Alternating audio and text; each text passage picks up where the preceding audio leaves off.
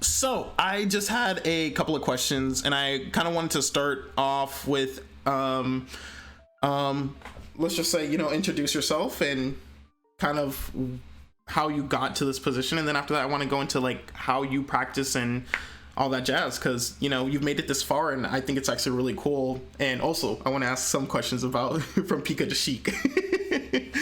Sure, sure.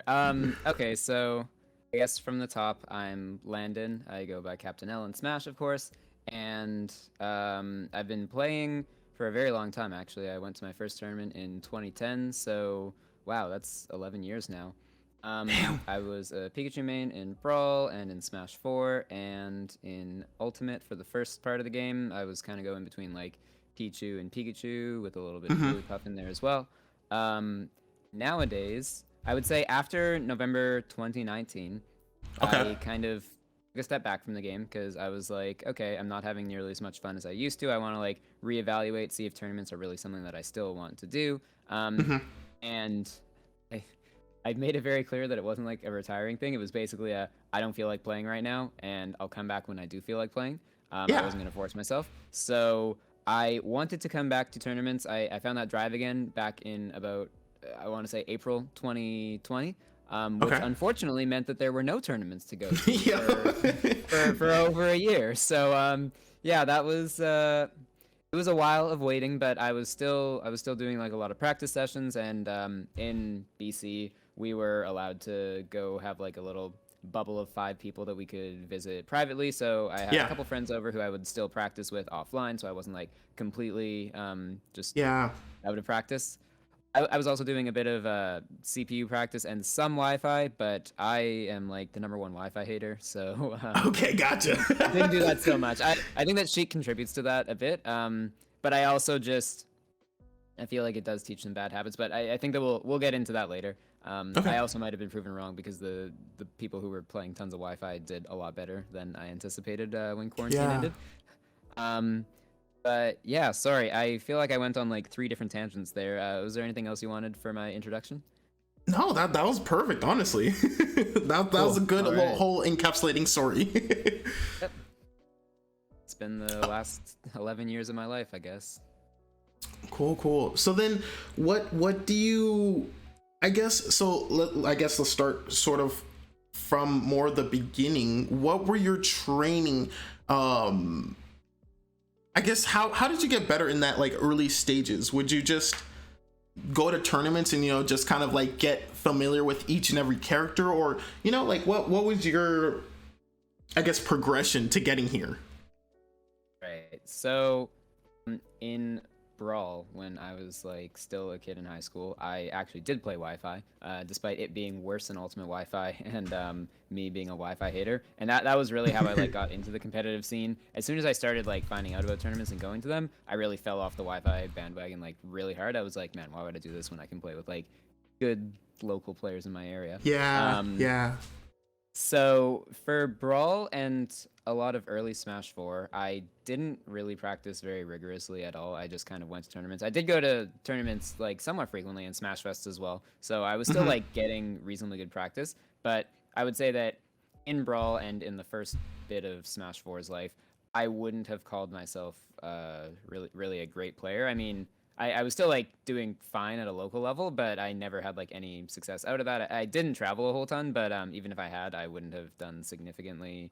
Um, I wouldn't have done that well. Yeah. But it was kind of when I got a full time job and started having the money to be able to afford travel and started to go into some of these bigger events that I started thinking, okay, I kind of got to take this like a little bit more seriously if I want to continue justifying to go into these events. So that's when I would do things like get the training mod pack and like really Yeah. nail down a lot of specific situations, which we can get into later. Hmm. It's not as simple as just load it up and sit there and you magically become better. You do need to kind of have some discipline with it. Yes. But I would do that. I would also intentionally go out of my way to play against people who were either very close to my skill level so that we both kind of like level each other up as we're going, or Oh, specifically people who played characters that I was unfamiliar with. okay. I will say that it was near the middle of Smash 4 that I started to kind of get annoyed at how much character diversity there actually was in the game Yeah. because yeah, you can like go to a major even or something, and you might be fantastic at like 70 out of the 80 matchups, but like how perfectly practiced can you really be in like every single matchup in the game? And if you just get like one of the 10 matchups that you don't know that well against like Yeah. a random low or mid tier or something, you can get completely exposed, especially if you play like a higher tier character, because Yep. more likely than not, the mid and low tier players, they know how to fight the high tier characters, but you probably don't know how to fight them unless you have like a specific person in your region. Yeah. Yeah, so that was when I started to get a little bit frustrated with the character diversity. But I think that with training mode, you really still can sort of like concoct situations that teach you about their gimmicks. Obviously, there's like some amount of VOD review and studying that you can do as well, which I was sort of doing. But even to this day, I think that studying other players of my character is really something that I need to do more. I'm pretty good these days about reviewing all of my losses on stream, but I need to get better at reviewing other players' wins on stream to see like how I can kind of steal their homework more or less, just all the things that they've done to make them good. See how I can incorporate that without having to do all of the like lab work for it. Although I will also say on that note that I've always kind of, maybe to the point of having an ego, prided myself on like really having a self-made playstyle that isn't based off of like any other top player of my character. And I think that actually might have been something that kind of frustrated me about Pikachu beforehand. So we're already getting into that topic, where I felt like Pikachu doesn't have a whole ton of room for like character player expression. Yeah. Where it's like I can watch like 5 different Pikachu players and it's hard to tell the difference between like what they're doing. Like who's who. Obviously, like if you really had to and you really like studied them and watched carefully, I'm sure you could like pick out little player specific things, but it does seem like the general game plan of Pikachu is a little bit limiting in how much you really have the freedom to express yourself. Whereas Shiek, I think that she is like the epitome of being able to like have tons and tons of player expression, because there is often not even just one right choice. Like there's different combos that'll do different amounts of percentage that'll put them in different stage position depending on where you're more comfortable continuing advantage from. There's also lots of different options that you have in neutral, just with whether or not you're like a crawling Shiek or a short hop faring Shiek or even like a late bounce needling Shiek. I'd alternate between like the needle options and the crawling option. But I do think that if I watched a Shiek player like without knowing their tag, I could probably I could 100% for sure figure out if it's me. Although that's not saying a lot, because I'm pretty sure a lot of people could figure out watching their own gameplay, even if for some reason they just like completely forgot the set that they played. I'm sure a lot of people could identify their own playstyle. But I do think that like if I studied a couple other Shieks a little bit more, I'm sure I could figure out who's playing, just because I do think that there's a lot more expression with this character. And I'm not saying that like that's the only reason that I play, because I'm like, oh, I just want to like express myself and have fun and not actually care about winning, because I do obviously care a ton about winning. But I also think that Shiek is like a fantastic character and absolutely does have like potential to win like huge majors and stuff. I just need to get better. Yeah, that's cool. Here, wait, sorry. So then, I feel like I take all your questions and then go for like 5 different tangents off of them. But yeah, no worries. I love that, because that I just kind of want to ask the questions, and I want it to be more of your answer. So wherever that takes you, that's actually perfectly fine, you know, because you're the one in this position. You're the one that's in top 50 PGR. You're the one that's done the homework and the labbing, and you know what I'm saying? Yep. So there was something that you said in there that I thought was really interesting about the training mode mod.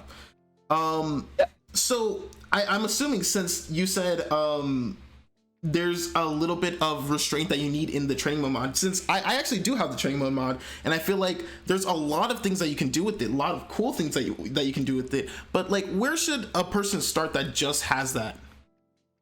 So I think the easiest place to start, and this is something that almost everyone should have down, is learn your low percent combos with random DI and escape options, alternating between like air dodge, jump, or whatever character specific option you want to practice against.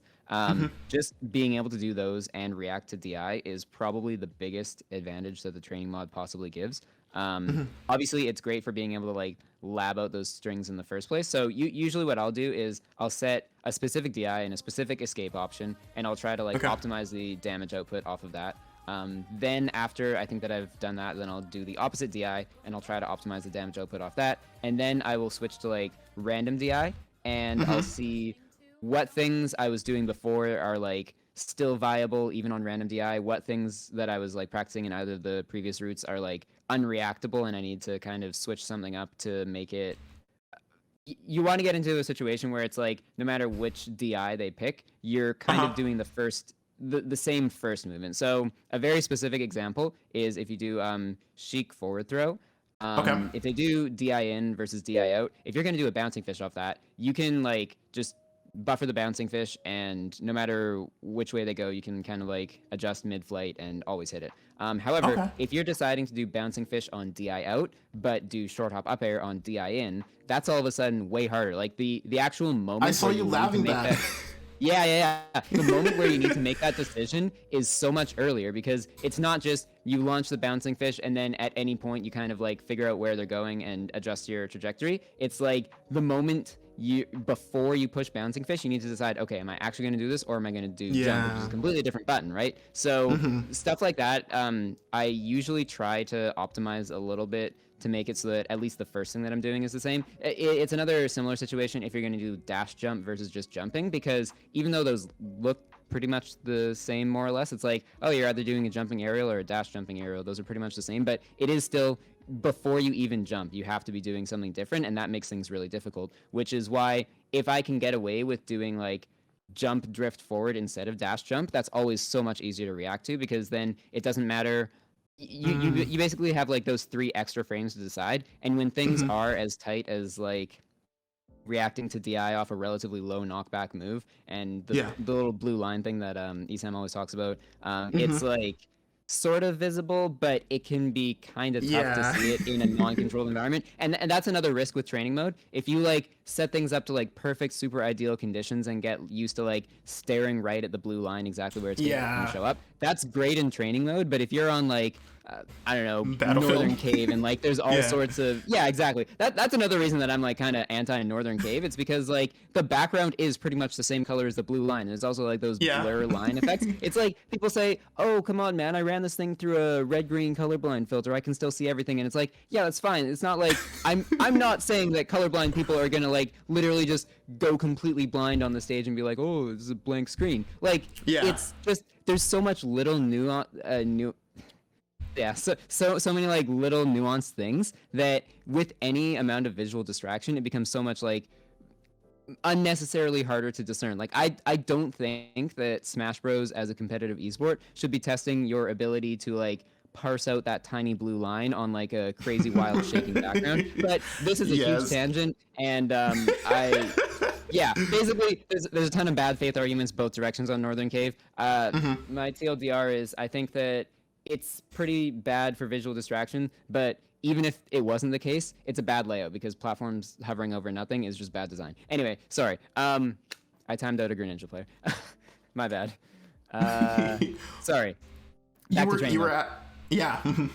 Yeah. So I think that knowing exactly what to practice in training mode is definitely the first step. Just doing those kind of low percent combos is one of the most important things you can do. There are also specific kill setups that I think are really important to lab. If you've ever watched one of my streams, you've probably seen me doing either raindrops or updrafts. I think that being able to react to DI on those is super helpful, and even just doing those for like those couple of stream sessions has helped me land them like way more in tournament than I used to.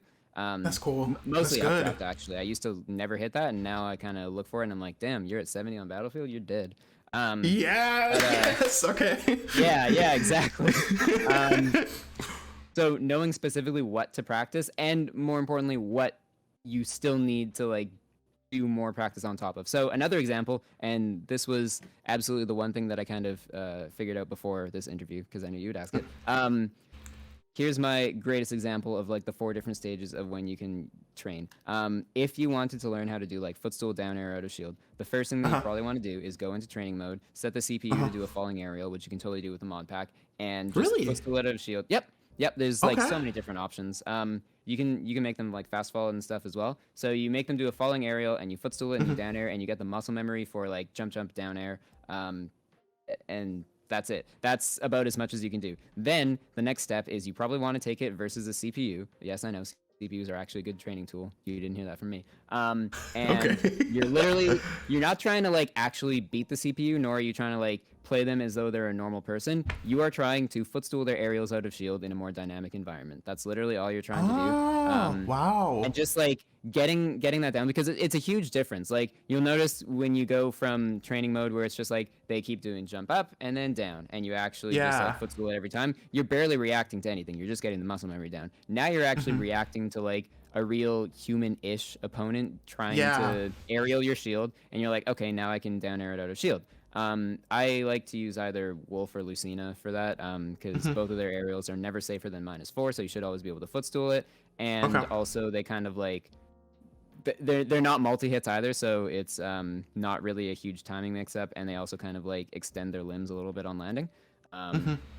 Obviously, Lucina is another interesting one, because you might think, oh, but if she just spaces the sword, then you can't footstool. And that's actually part of the practice, where it's like, you can't footstool things if they're safe, or if they're spaced. And that applies to like pretty much literally every character. The main things that I really like footstool out of shield on are characters like Mithranare or like Pikachu back air, where they're like, oh, I'm just gonna land right inside your shield, and I'm low profiling, and I'm like ambiguous whether I'm on the right or the left, so you're gonna have a tough time, and I'm just gonna like mash one of my next safe awesome buttons out of shield. But if you just footstool them, then boom, there you go, you got your 14 damage punish into whatever follow up you can get off of there.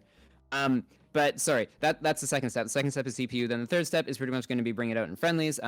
You don't want to like sandbag friendlies and just be like, the only thing that I care about is footstool out of shield, because that's kind of like bad practice for you and bad practice for your opponent, and like no one's gonna want to play friendlies with you if they know that you're the guy who's just like, hey, I'm gonna use you as a training partner and not actually play the game for real, because then it's like, well, why am I here? I'm not getting anything out of this, right? So you still want to like play normally, but when you see those footstool out of shield options, maybe you go for it a little bit more than you normally would, but like you're still trying to, you know, actually play the game, and like it's a real-ish environment. And then the last step is you do it at a local tournament or something, where it's like you really do actually care about winning. You don't want to just literally like throw a game on fishing for footstool. Yeah, exactly. And that's where you're like, okay, I've done the previous 3 steps. Is this something that really actually is worth using in tournament? Am I actually getting benefit off it, or is it just like a swag option that I really shouldn't be going for if I actually want to win? And there have been options that I've like labbed out. I've gone through all the other steps, and then I finally get to tournament, and I'm like, you know, maybe this isn't actually as viable as I thought. And footstool out of shield is not one of them. It's super viable, and if you play a character that has like not the greatest foot out of shield game, you should really learn that, because it can be like super helpful. Assuming you have something that actually hits out of the footstool, like Shiek down air, Greninja down air, Wolf up B, etc. Wow, that was great. That was really great. I love that. Thank you. That was the one I rehearsed. I think I appreciate the effort. I really do. It's 12:25. I don't know if your lunch break is up or if you have more time. I'm probably fine till like 12:45, although I do want to actually have the eating lunch part of my lunch break as well. So that makes sense. Yeah. All right. Well, like 12:30 if you have any more questions though. I have one more question.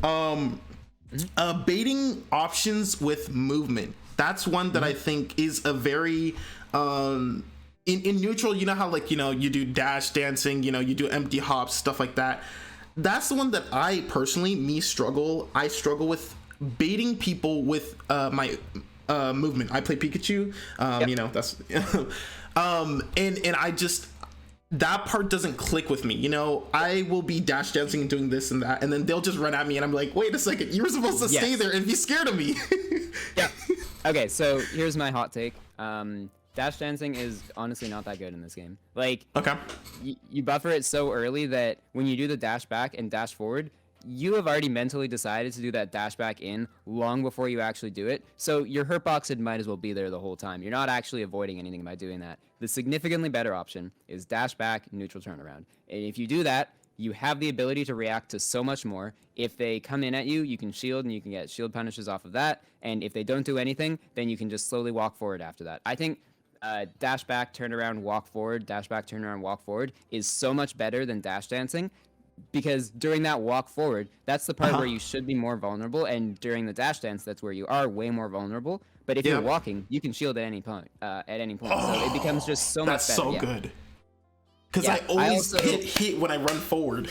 Yeah, because dash dancing, you like mentally commit to it so much earlier. I think that I'm sure that some like top level player could hear what I'm saying and be like, "No, you're stupid. You're just bad at dash dancing." And I'm sure that like, I don't know if you saw that video. I forget who made it about like refresh time and how like top players refresh the situation way more frequently than like mid level players. I think that if you're really like reassessing at like every moment of your dash dance, then it can be a more practical option. But if you're not going to do that, and if you're keep getting hit for it, then dash back turnaround. I even see like I literally stole that from, I think it was Zachary back in like 2019, early 2019. Really? I'd see that he would just like dash back turnaround all the time, and I'm like, yeah, that's a wave dash backwards. I should use that. Okay.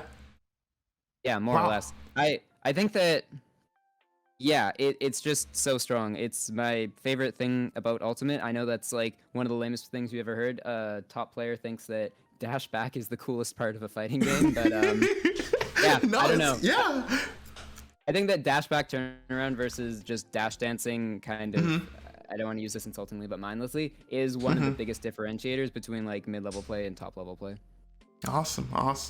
Well, I appreciate it so much, Captain L. I thank you for coming on. Thank you for that meaty answer, that one that you just did. So thank you for that. And I hope you have a great rest of your day. Yes. Thank you. Yeah, just let me know when the recording of this is posted. I'll be sure to check it out. Awesome. Thank you. Bye. All right. Bye. Wow. That was so good, guys. That was so good.